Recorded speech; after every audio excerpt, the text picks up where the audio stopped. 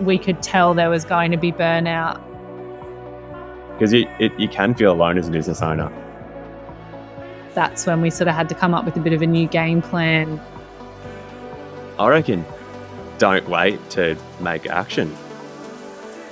Hey, welcome to the Tradies Success Podcast. On this podcast, you're going to hear real life stories from trade business owners to minimize the mistakes you're going to make, maximize profit, create more time freedom, and minimize emotional overwhelm. So hit subscribe and follow us now and enjoy the episode.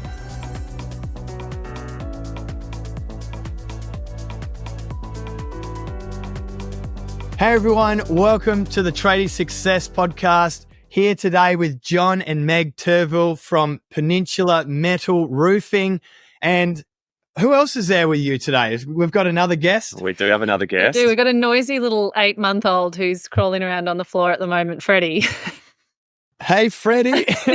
We got Freddie with us as well. So thank you so much for joining today on the podcast. We're going to be diving into John and Meg's story about getting into business and working together from the start as a partnership, but also strategies and ideas and things that have come up in that journey of working together. But thank you so much for joining us on the show. No worries. Thanks for having us. Yeah, thanks for having us, Greg. So I'd love to speak through what got you into business. Let's start with this. Like, what got you starting a business in the first place? Well, I think we had an opportunity. My dad had a company that he'd been trading for 40 years. And he was looking at phasing into retirement and put it out there a few years back. And it was something I always considered, but never seriously thought about it until we got to a time where we were looking at family planning and where we wanted to go, and we made the call together and had a discussion with him and took steps forward. Because you weren't even living in the same state when you decided to start the business, were you? No, that's it. It really came down to timing, I think, for us. So we were actually just separated by the New South Wales-Queensland border. And it was sort of, during COVID when we met back up north, and it just seemed easier, and it was easier at the time for us to physically move states than it was to find somewhere to live together because of the harsh border closures. So we actually talk about it all the time, that it wasn't actually a sit-down conversation we had. It was just John had this opportunity to take over, remnants or parts of his dad's business.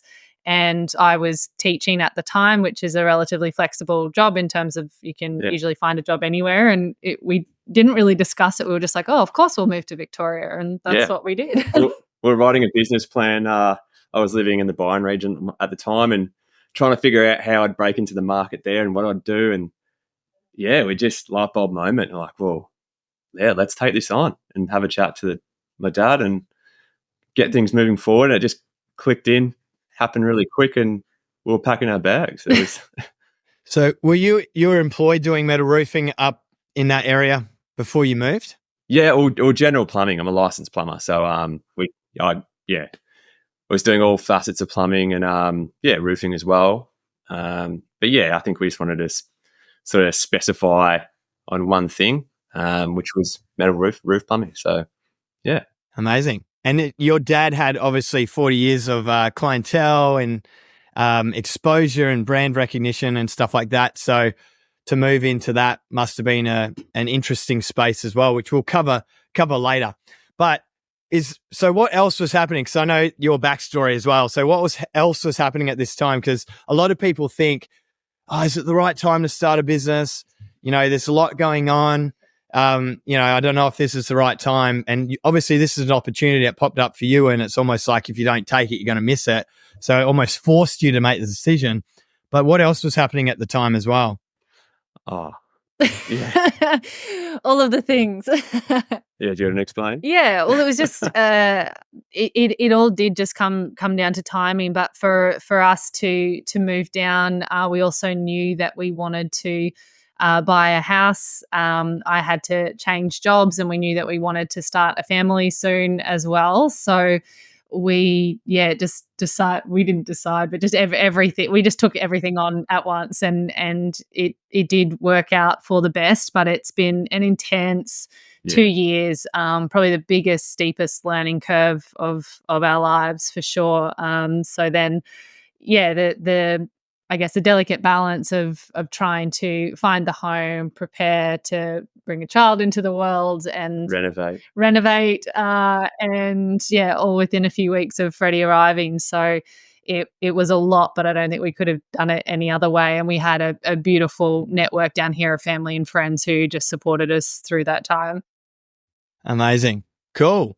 All right. So we've moved to Victoria. We've, you've moved into your new place and you're transitioning into taking over a business. How did all that go? Like, how was the conversations? What were the challenges? What were some of the things you really had to work through that maybe you didn't think about at the time when you're like, yeah, we'll do that?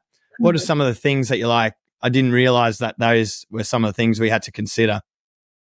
Well, I think changed initially, didn't it? From what you thought you were going to do in terms of taking over your dad's business. Yeah, because I'd never had a business previously. I was like a subcontractor and managed myself in that way. But it was just a verbal discussion with my dad, and I don't think he knew if it was possible to hand over a business.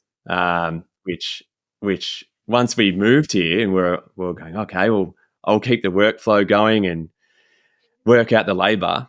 When it came down to nitty-gritties, there was a lot of things tied up in his business, and it actually didn't unfold as easy as we thought. So I started my own business and a brand new ABN, which of course makes it hard to get a bank loan because we were trying to buy a house.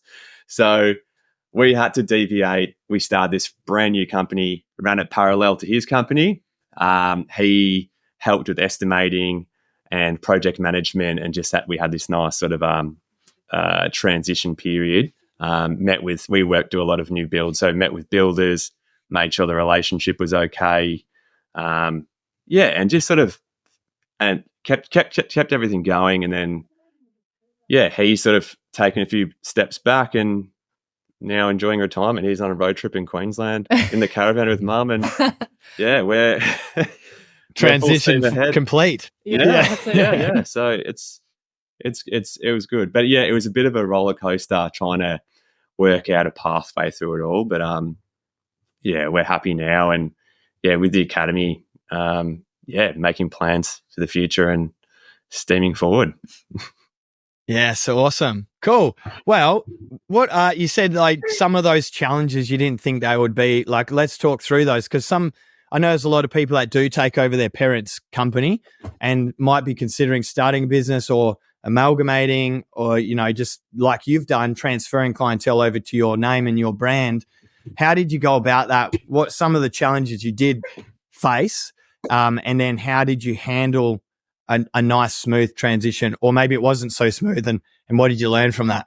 Well, I think at the start, like what we were thinking is that the business would just have a red bow on it, and it would just be one handover, and you could just transfer everything into our name, and it would just continue like that. But with that comes the complexity of, John's dad also wanting to wind down for retirement. So there were certain, financial benchmarks that he wanted to, set and reach himself to properly fold down the business in the way that he wanted. So in order to respect that, that's when we sort of had to come up with a bit of a new game plan to initiate how that transition would happen. Yeah. And then the same thing is we're using the same quoting system. So I had to get new credit accounts and prove the suppliers, why, meet them and say, I need to try and fit this sort of price point.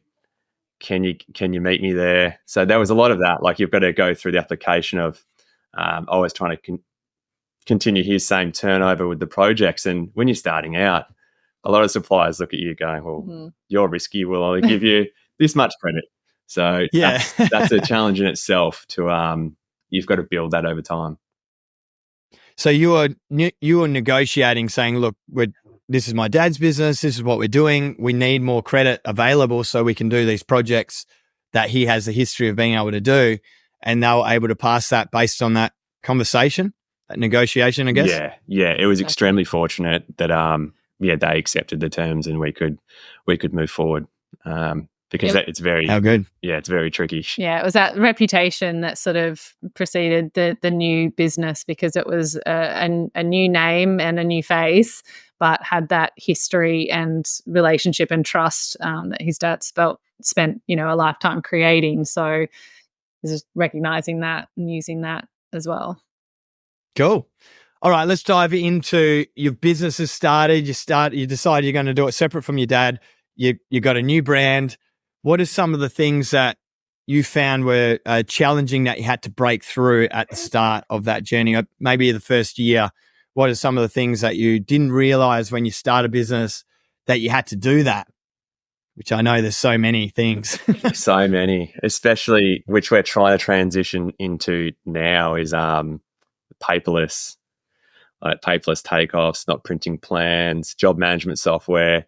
I was using his system, which works, but there's a lot of extra work involved with that. Documenting labor against jobs, all of that sort of stuff, which, I found it's very tricky to try and manage every part of your workflow and then come back and document jobs and then, Yeah. Was that all done manually? Did you manually log hours on paper? Yeah. Yep. Okay. And then get the calculator out. I was groomed into, this is how you do it. And I'm looking at it going, oh, wow, that's a lot. That's a lot of time. And then that's when the curiosity came to be like, oh, we need to modernize this thing. And that's where the academy has just been great. Like, to spark the interest and work on efficiency. How can we better our systems?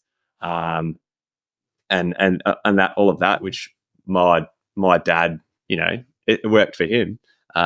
But as far as us taking it to where we want to go, it was took a lot longer than what I wanted, and it wasn't as efficient.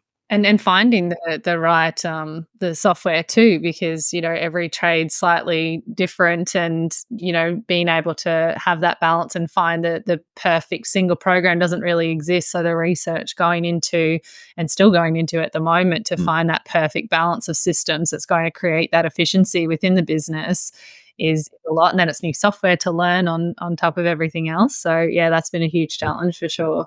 Yeah. I guess the big thing, like what it reminds me of is I remember when I started my business, Response Electricians, 15 years ago this year, actually, the way we had to do the accounting was we had to manually put in every transaction. So instead of Xero, where it pulls from the bank account, you just reconcile it because it's all there. You had to you had to choose the account, then you had to say what it was, and then you had to write the transaction line for every transaction. It was horrible. It was so bad. And that was a lot of time as a business owner to being consumed just reconciling accounts when you're starting out. And software makes it easier. It makes it more efficient. And that's, in the academy, we teach you how to be more efficient through software, through automation, so that you can have more time to be the ops manager and run the business effectively and do the things that are going to have more impact on the business.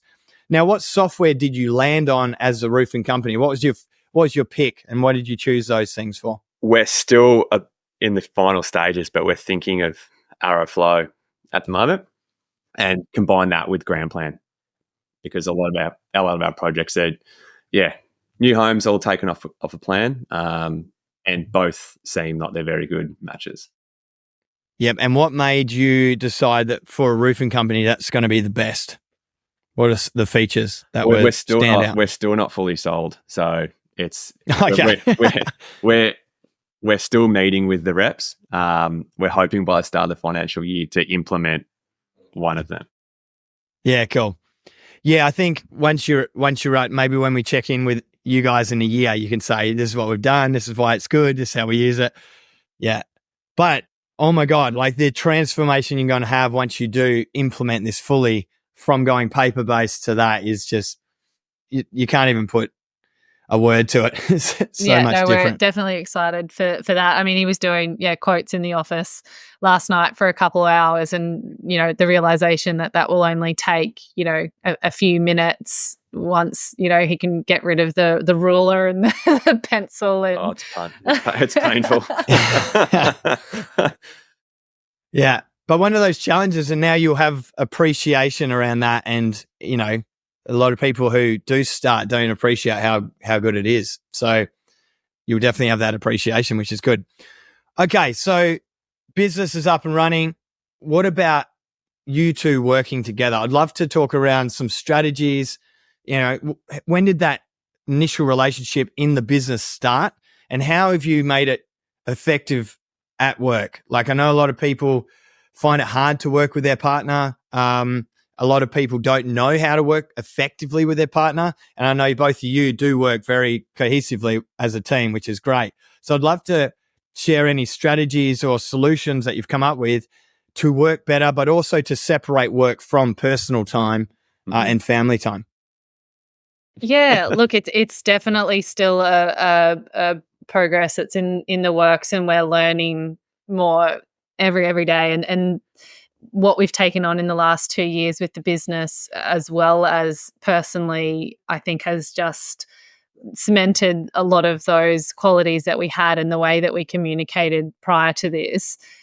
This being the business and working with that. But I was a teacher for 16 years. High school sport and business was my background until I started maternity leave towards the end of last year.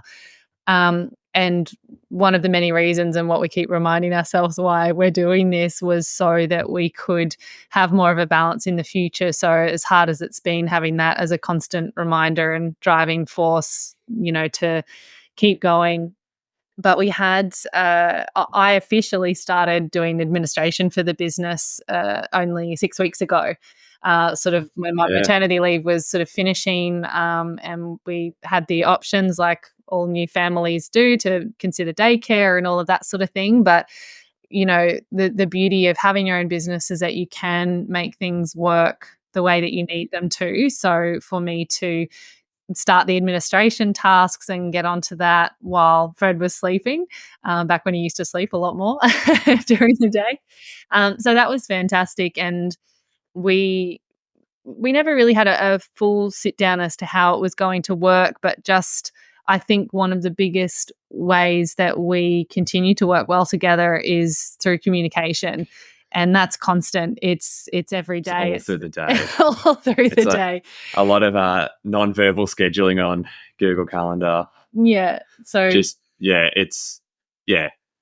it's working well, but it's still a very new role. But we're projecting like how we wanted to live the next 12 months with Fred, implement roles in the business, how you can work at scheduling, work at systems management that we've been trying to build through the company. Meg's, with her teaching background, is really good with that. So we're still implementing a lot of that now. But it gives you time to, everything doesn't have to be done overnight. So it's like we're constantly been working forward at I think it's, as well as the good communication, I think the other thing is reminding each other that we're doing a good job. Nothing fills my cup like John saying, you've done a really good job, or you're doing a really good job. I had a bit of a bad week a few weeks ago, and I sort of like, I don't feel like I'm doing enough. And John was like, well, without you, I'd have to do X, Y, and Z. And he sort of listed off this whole heap of things. And I was like, oh, okay, like I am contributing more than I thought. Yeah, so it's those little reminders that help keep the other one in check in a positive way, that we know we're both adding to the business and therefore to the future that we want to create. I think that's a pretty standard feeling for a lot of admins that join a small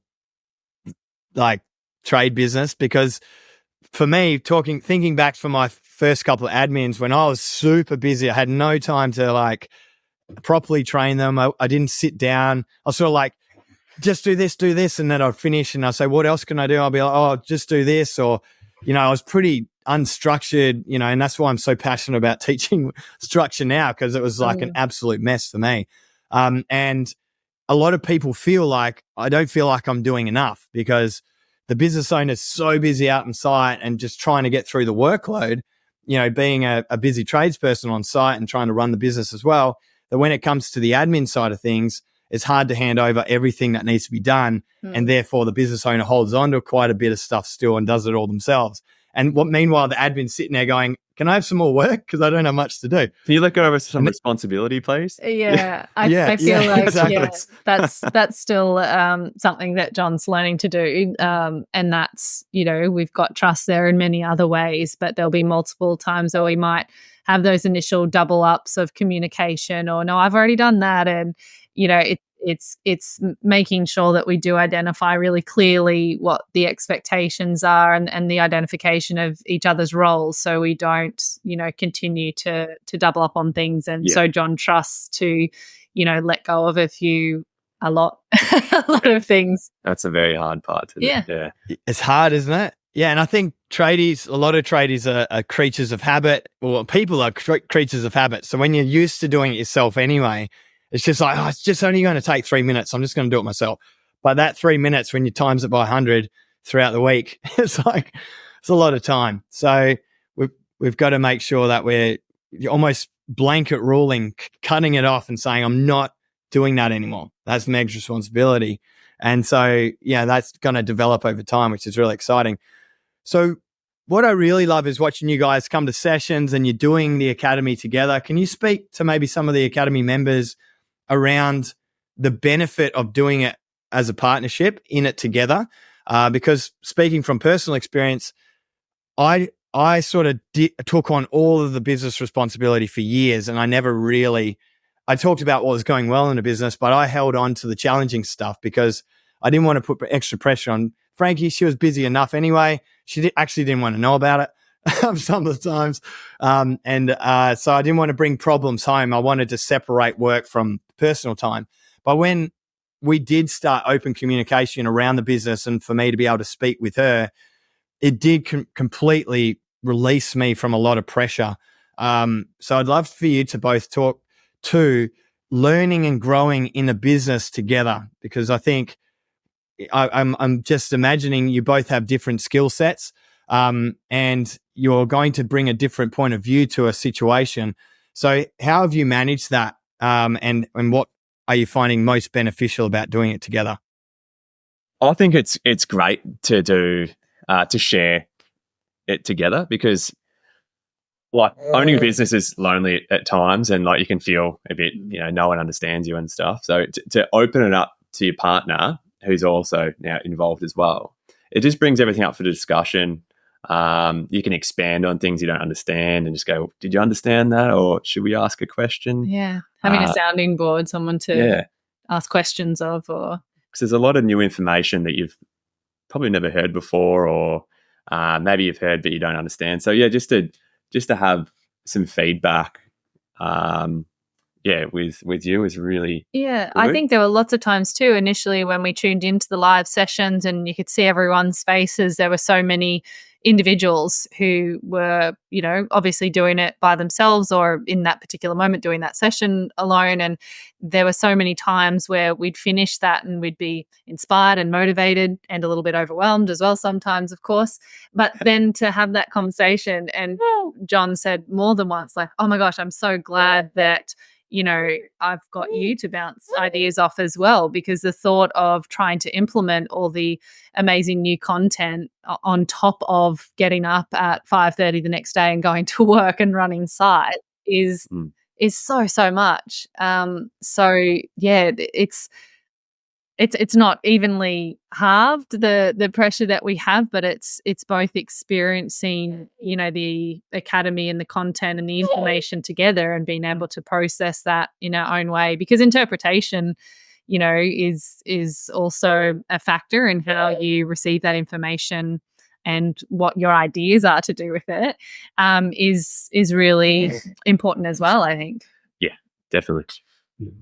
So good. Yeah, and we've got a bunch of, couples that come to the sessions live together, and some of the partners come by themselves, and then they'll transfer that information because the business owner, the tradie, is out in the tools all day and doing invoicing, and then the partner comes. And a lot of these relationships as well, we see that sometimes the wife is a better general manager because of their skill set as well. So you've got when we do grow the business and we have tradespeople and we do replace you as like Meg as the admin, we'll put a full-time admin in, because that responsibility will swell as you grow, and it will consume your day, which leaves you less time for systems building. But when we do replace you in that role with a full-time admin, you could move into that general manager space while John is continuing to build out ops management, and working on that as the company's growing as well. So, and a lot of the partners are got great skill sets in that area, more organized, closes all their tabs, like Bailey was saying before the session, make sure everything's ticked off. Yeah. Well, I think that's, and the skill sets that we both have really do complement each other. And I think we fill a lot of gaps that the other one would have if we were attempting to do any part of this as complete individuals. So my teaching background, as soon as John we had that conversation that I was going to come into the business and really, properly come into the business, was, I attacked his filing system on the computer, and there were just so many little things that I could bring initially from that teaching background, even though my knowledge of the trades, obviously was nowhere close to John. So it's been a really beautiful learning experience to better understand what he does on a day-to-day basis. And I think John's communication has always been outstanding, and his ability to connect with people is his strength. So we've been able to look at, those organizational flow charts and really understand where we can each sort of play to our strengths, and also learn some new skill sets as well, which is really important and all part of growing and developing the business as well. Yeah. And I think there's obviously in each of the responsibilities for different roles, there's easy to learn tasks for someone that is a natural in that sort of space. And then it's the same thing would be extremely difficult for someone else to learn. So I know for myself, I'm not a great manager of, I don't like to manage people. I like to inspire and lead. I like to be showing and not effectively sitting down, and I get really, really focused on doing the work and growing the business and the vision and big picture. But when it comes to being structured and regimented and making sure everything's done every day, I really struggle with that personally. And so to hire a team around me and have a great team that supports me in those spaces allows the business system to run effectively. But if I was trying to do it all, I know I'm not very good at some of those things. And that's what drains a lot of my energy if I get stuck in that space for too long. And even now, I'll have periods where I'm stuck in that sort of a skill set where I'm working on that and I feel drained, it fully drains me. And then there's other periods where I hand over that responsibility and I'll work on the things that, create energy and fulfillment and joy in what I'm doing every day. And that's just as a business owner, and as business owners, we've got to be able to identify that and know when we're focusing on something that's going to be draining our energy and focusing on something that's lifting us up, and delegating and getting to a place where we can delegate. So how's that feel for you, John, having Meg in the company now doing the admin stuff? Were you good at that? Were you find you're drained or lifted up from the admin stuff? Yeah, I was getting drained. It was like you were saying, it's everything that plays into Meg's strength. Always into filing and being a bit more regimented and making sure everything had a place. Where, I'm good at planning and doing all that scheduling and bits and pieces. But as far as filing documents and making sure everything was where it had to be, what wasn't me. So for Meg to pick up straight away, I understand, and also be a part of it where you start a new business.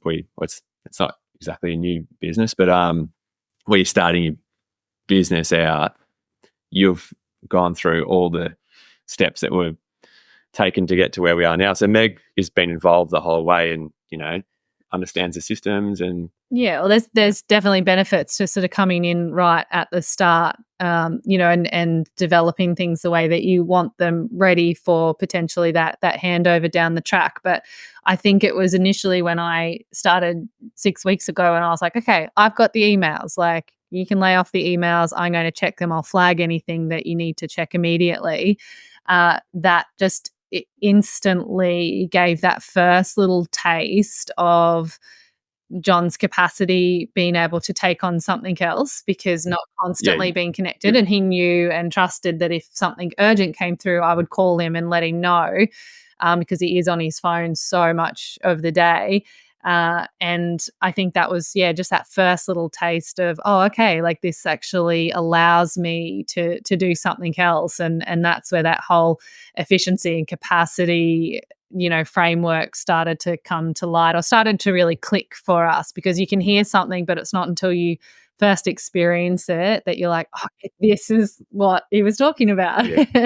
Yeah. And that's, you mentioned, coming into the academy, and that's why we structure it the way we do, because we want you to taste freedom. Like you're tasting freedom every time you hire someone for a role. And I've built the curriculum in a way that when you go from foundation to growth, like the level 1 to level 2, you hire your first tradesperson and you feel that freedom. Oh my God, I don't have to go to every job. There's a level of freedom that allows me to work on higher, impact tasks. So something like haven't rolled out yet in the academy, I'm about to, is the idea of 1x, 3x, 5x, and 10x tasks, right? And it's a multiplier effect. If you're working on operations management, it has a multiplier effect on the business and the impact within the business. But if we're stuck on something like being on the tools of the business owner, that can be a 1x or under task, depending on efficiency. So and we tend to get sucked into being on the tools all the time as a business owner, but it actually has the least impact on the business in terms of growth. It might feel like I'm just getting jobs done and that's a good thing, but it actually has the least impact and it stops people from growing. And that's why we see sole traders get stuck as sole traders for so long, because you never really have the time to do the things that have the most impact in terms of your growth of your business. So, what have you taken away from the academy? Like, what was it like before? When did you join? And what are some of the things that you've taken away that have been most impactful, do you think?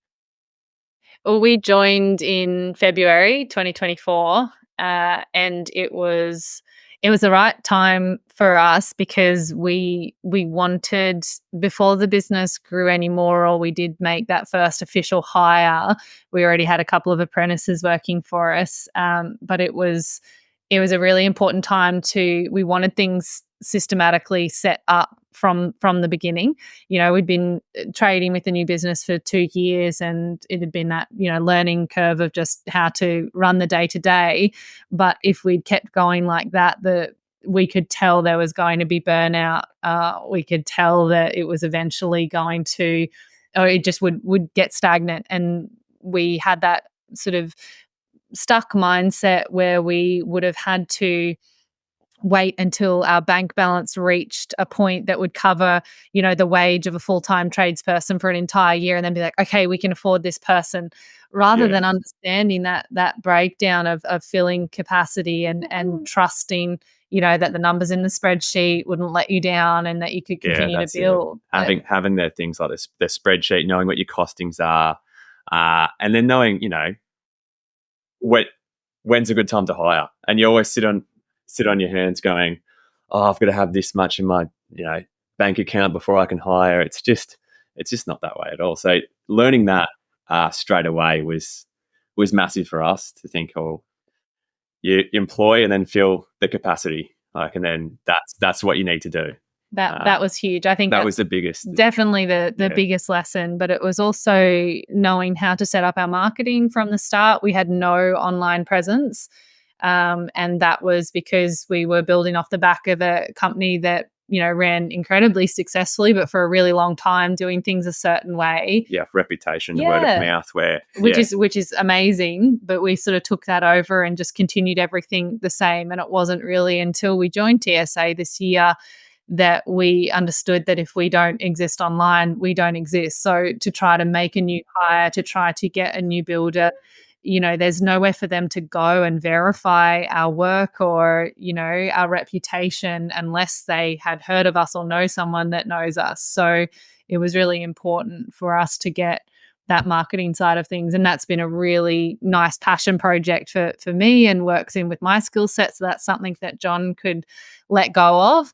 And something that's been really exciting and you've had fun. You've had fun with it, like to tweak the website and, get a drone operator in and, just enjoy the jobs that you've handed over, like how good they look. And it's been good. And you've done a great job. So we're stoked. Amazing.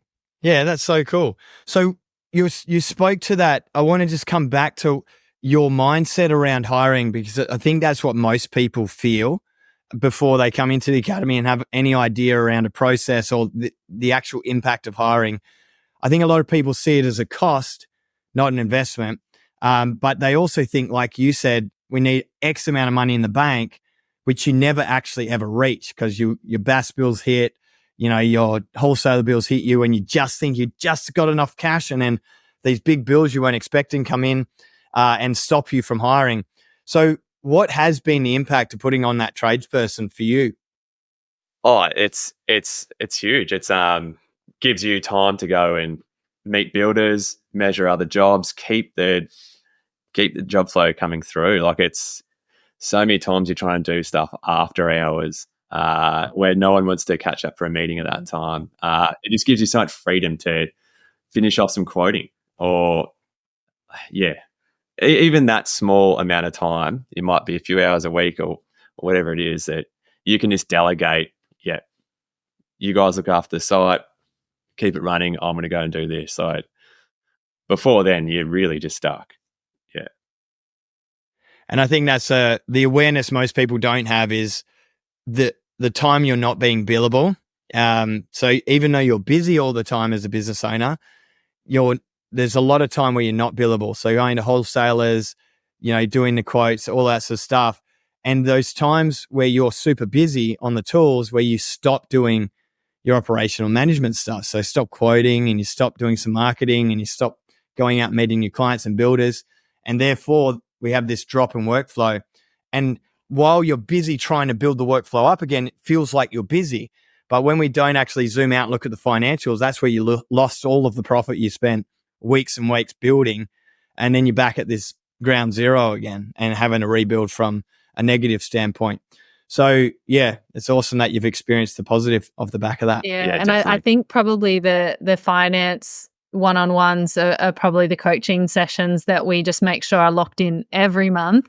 And as much as Chantel's really getting a bit tired of us working with that spreadsheet and truly understanding that is the spreadsheet. Yeah, the core of what we've been working on recently. Yeah, and we tweak it all the time to help us understand and to help us, have new little goals and better understand what we're trying to achieve. But that's been huge for us as well in terms of understanding the efficiency of working. But the relief with the full-time tradesperson was instant. It was in that first week that John actually was home in the home office, getting some quotes done and reaching out and, doing some things that he'd been putting off for so long. How did that feel? Was that a bit weird? Being a it bit weird being at home weird. during the week. And you do get some guilt because you think, oh, I'm leaving. But you got to delegate those roles and be like, this is what you're employed for. I'm freeing up time for us to, keep moving forward. Yeah. Well, like I said, 3x, you're doing 3x tasks now, and you're able to have 3x the impact. So like even with 15 hours, you're generating 45 hours worth of work. So that's sort of what we're able to have, that sort of impact on the business. So it's really exciting. It is instant. And a lot of people are like, oh, I don't know if it's going to work. I don't know. I'm like, just commit to a month. And if it doesn't work, say, I'm so sorry, I made a mistake. Like, I can't keep you on. But no one ever says, shit, you're going to have to go somewhere else, because it has such a massive impact, every time. So glad you guys have had that experience. Awesome. Is there anything else that you would like to share or just log on our podcast today so we can come back and talk about it later? Or share with anyone that you feel is going to be most impactful, or some of the things that have been most impactful for you and your business and your family? I reckon don't wait to make action. Like, if you are feeling like bogged down or you're a bit stuck in your business, to actually take action and get some help and advice. Like, it's been the best thing for us to fill yourself with some knowledge. And because you brought TSA to my attention. Like, you'd been looking at it for how long before we ended up committing?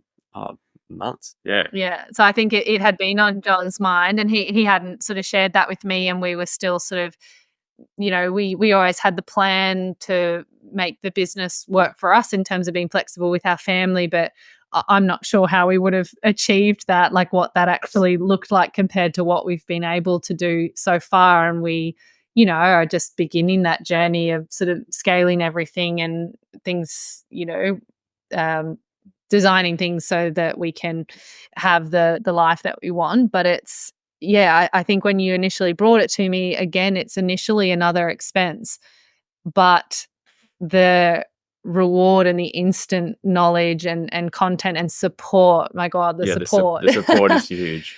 You can reach out at any time to any of the coaches or with a question, or it's amazing because you can feel alone as a business owner, and to have a network of people surrounding you through any step or challenge, it's incredible. So even though like we're in a partnership and we're lucky to, you know, be at a point in our lives where I can step into the business and I want to do that, and we have each other to bounce ideas off, I think for even a sole trader to be able to have just that constant support, and it is just one big team that you can ask any sort of question to and get, you know, a variety of responses based on different backgrounds and experience and that sort of thing. So I think that would be our feedback, just not to wait until things line up, because they're literally never going to. It's never going to be the perfect time. That's correct. No, I appreciate that. I just, I know I don't even want to think about how much money and time I've wasted. Not wasted because I learnt, but like, you know, sometimes I was like, maybe we could try this, and I'd do something different for like 6 months. I'm like, nah, wrong, change direction, try this, try something else. And it just takes so long trying to do it by yourself. And I love our community. I love everyone in there, and we all share what we're doing differently. And that's all, you know, I'm still learning from our members as well, and applying that to my business when I see things that, you know, that they've changed, you know, some of the learning material and created their own solution. And so, you know, we're all learning off each other, and that's what's so good about it. Yeah. Well, I love looking at the share your wins section as well. So just to see what other people are able to achieve, and no matter how small or big, it's nice to share in, you know, that feedback and have a community to share that with, that, you know, it actually makes, you know, you can hear. Fred's loving it. Oh, he's really excited. Join the academy. That's it. Hey. Get in there. Sharing the wins and being able to share that with a community that gets it, like gets what a huge achievement it is to finally get that hire ad up, because, you know, they're putting their blood, sweat and tears into it as well. Whereas if you tell, you know, a relative or another friend that, you know, maybe doesn't have their own business, they're like, oh yeah, cool, you did a hire ad, and they're like, they don't understand. That's nice. Yeah. Oh, that's so cool. And I'm so happy for you both. And I can't wait to see what you're about to do in the coming year. Thank you. Yeah, thanks very really much. Appreciate all the support and feedback. It's been an amazing experience so far, and we're really looking forward to it.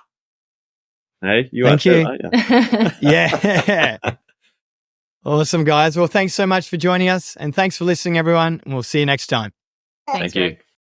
Hey, guys, it's Greg here. Thanks for listening to the podcast. For me, growing my trade business was extremely hard. It cost me millions of dollars, so much time trying to figure out what was the right way to do business, and emotionally feeling like I'm letting myself, my partner, and my family down by not knowing how to run my business properly. But I kept working hard and overcame those challenges and created systems and solutions that minimized those mistakes for myself and my team as we grew. Now, Response Electricians, go and Google it. We've got over 1,700 reviews on Google. We've won awards like Electrician of the Year and Service Business of the Year, both state and nationally. I sat on the National Board of Directors for Master Electricians Australia for 2 years, created a real solid awareness of the industry and the construction industry and the challenges you face. and the business runs autonomously over in Perth while I live my life working on the academy in Byron Bay. And I help people like you create freedom from your business as well. Now, having coached and trained thousands of trade business owners, we've developed the Freedom Fighters program. It's a guided pathway in a hybrid training and coaching system that provides you with the right information and steps to take to create freedom, not in years, but now. You can actually create more freedom from your business sooner than you think. So click the link and have a free strategy session with one of our academy experts to fully understand how you can create more time freedom from your trade business, generating more profit, better culture, and more growth in less time.